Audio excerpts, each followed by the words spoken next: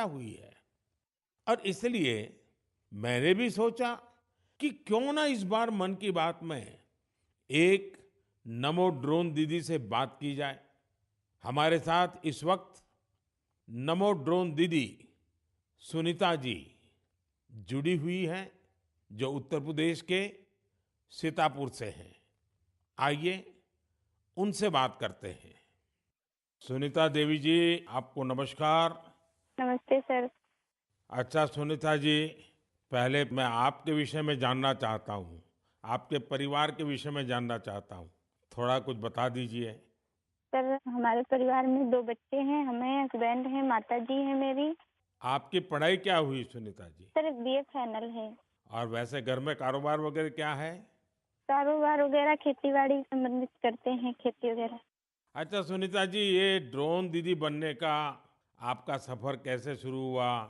आपको ट्रेनिंग कहाँ मिली? कैसे कैसे बदलाव क्या आया? मुझे पहले से जानना है। जी, सर ट्रेनिंग हमारी फूलपुर इफ़को में हुआ था इलाहाबाद में और वहीं से हमको ट्रेनिंग मिली है। तो तब तक आपने ड्रोन के विषय में सुना था कभी?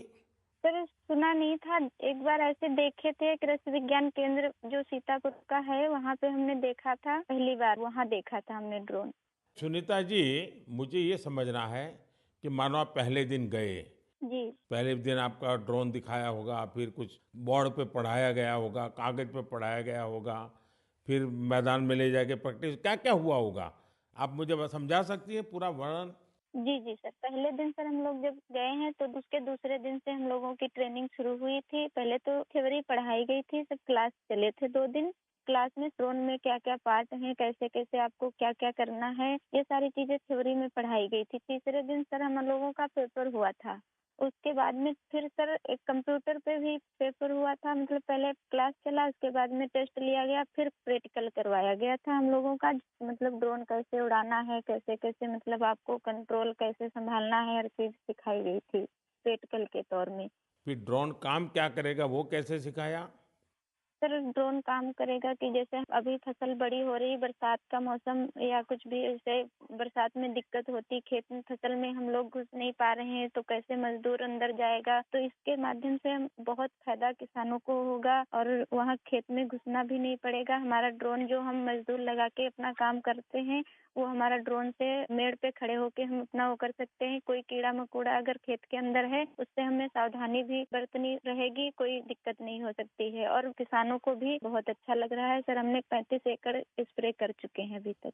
तो किसानों को भी समझ है कि इसका फायदा है। जी सर, किसानों को बहुत संतुष्ट होते हैं, कह रहे हैं बहुत अच्छा लग रहा है, समय का भी बचत होता है, सारी सुविधा आप खुद देती हैं, पानी, दवा सब कुछ आप साथ में रखती हैं और हम लोगों को सिर्फ आके खेत बताना पड़ता है कि कहाँ से कहाँ तक मेरा खेत है और सारा काम आधा घंटे में ही निपटा देती हैं।